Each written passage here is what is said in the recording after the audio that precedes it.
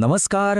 आज आपण एका साध्या-सुध्या पण खूप काही शिकवून जाणाऱ्या बोधकथेचं विश्लेषण करणार आहोत. ही गोष्ट आहे चिंगी नावाच्या एका मांजराची आणि या छोट्याशा गोष्टीतून आपल्याला हे बघायचं आहे की कथा सांगण्याची पद्धत किती प्रभावी ठरू शकते. चला तर मग बघूया ही साधी गोष्ट आपल्याला एक मोठा धडा कसा काय शिकवते. कधी विचार केलाय का की एक छोटीशी चूक एक मोठा आणि आयुष्यभरासाठी महत्वाचा धडा बनू शकते का? हाच प्रश्न या कथेच्या केंद्रस्थानी आहे. आणि म्हणूनच ही गोष्ट फक्त ऐकायलाच छान नाही, तर ती आपल्याला विचार करायला लावते की आपण आपल्या चुकांमधून नक्की कसं शिकतो. तर कथेच्या पहिल्या भागात आपण भेटूया आपल्या मुख्य पात्राला, म्हणजेच चिंगीला. कथेची सुरुवात किती सहज आणि सोपी आहे बघा.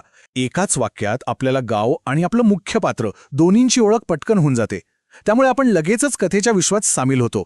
आपली चिंगी फक्त गोड नाहीये तर तिच्यात बरेच गुण आहेत. ती चपळ आहे, थोडी खट्याळ आहे, पण तरीही सगळ्यांची लाडकी आहे. आणि तिचे हेच गुण तिला आपल्यापैकीच एक बनवतात आणि पुढे काय घडणार आहे याची एक प्रकारे तयारी करून ठेवतात.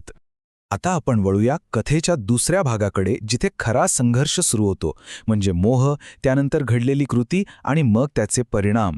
आणि इथेच कथेला एक कलाटणी मिळते. दुधाचा तो मोहक सुगंध. हाच तो क्षण आहे जो चिंगीच्या स्वभावाची परीक्षा घेणार आहे. हा मोहच कथेच्या संघर्षाची पहिली ठिणगी टाकतो. आणि मग बघा घटना कशा वेगाने घडतात. चिंगी हळूच स्वयंपाकघरात शिरते, सावधपणे टेबलावर एक उडी मारते, पण अरे रे, तिचा तोल जातो, पाय घसरतो आणि भांडं खाली पडून सगळं दूध सांडून जातं. या एकामागोमाग एक घडणाऱ्या घटनांमुळे कथेतील तणाव कसा वाढत जातो हे पाहणं खरंच खूप इंटरेस्टिंग आहे. भांडं पडल्याच्या आवाजाने आपली चिंगी घाबरते आणि एका कोपऱ्यात जाऊन लपते. तिची ही प्रतिक्रिया किती स्वाभाविक आहे बघा. चूक झाल्यावर शिक्षा होईल या भीतीने आपणही कधीकधी असंच काहीतरी करतो, नाही का? आता येतो कथेचा तिसरा आणि शेवटचा भाग, जिथे आपल्याला एक अनपेक्षित पण खूप महत्वाचा धडा मिळतो. आणि तो धडा आहे दयाळूपणाचा. खरं तर हाच या कथेचा आत्मा आहे. चिंगीला काय वाटलं होतं की आता ओरडा बसणार, शिक्षा होणार, पण प्रत्यक्षात घडलं काय? तिला मिळाला समजूतदारपणा आणि प्रेम. हाच तो महत्वाचा क्षण आहे जिथे शिक्षेऐवजी शिकवण दिली जाते आणि म्हणूनच ती जास्त प्रभावी ठरते. मालकिणीचे हे शब्द किती महत्वाचे आहेत पहा. त्या फक्त चोरी करू नकोस असं सांगत नाहीत, तर त्या एक योग्य मार्गही दाखवत आहेत. हवं असेल तर आम्ही देऊ. रागाऐवजी संयमाने आणि प्रेमाने दिलेली ही शिकवण जास्त परिणामकारक ठरते, कारण ती भीती नाही तर विश्वास निर्माण करते. आणि त्या प्रेमळ वागणुकीचा परिणाम? चिंगीला तिची चूक खऱ्या अर्थाने कळली. हा तो आहा मोमेंट आहे. शिक्षेच्या भीतीने कदाचित ती पुन्हा चोरी करताना घाबरली असती, पण तिची चूक का होती हे तिला कदाचित कळलं नसतं. इथे मात्र तिला चूक मान्य करून ती सुधारायची प्रेरणा मिळाली. तर मग या धड्याचा चिंगीवर काय परिणाम झाला? चला पाहूया चिंगीने तिचा उतावीळपणा सोडून संयम कसा शिकला. त्या दिवसानंतर चिंगी दूध पिण्यासाठी शांतपणे वाट पाहू लागली. हेच तर त्या शिकवणीचं खरं यश आहे, नाही का? तिच्या वागण्यात एक सकारात्मक आणि कायमस्वरूपी बदल घडला, जो केवळ भीतीने कधीच शक्य झाला नसता.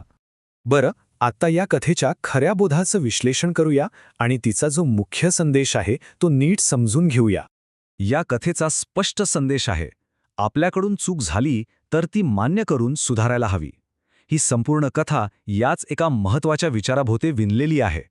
चूक झाल्यावर घाबरून लपण्यापेक्षा ती स्वीकारून सुधारण्याचं महत्त्व ही कथा किती सुंदरपणे आपल्यापर्यंत पोहोचवते. तर मग ही साधी गोष्ट इतकी प्रभावी का ठरते?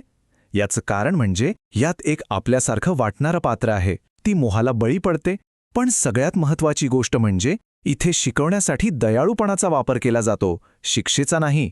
आणि मानसशास्त्रसुद्धा हेच सांगतं की सकारात्मक बदलासाठी भीतीपेक्षा प्रेरणा जास्त प्रभावी ठरते.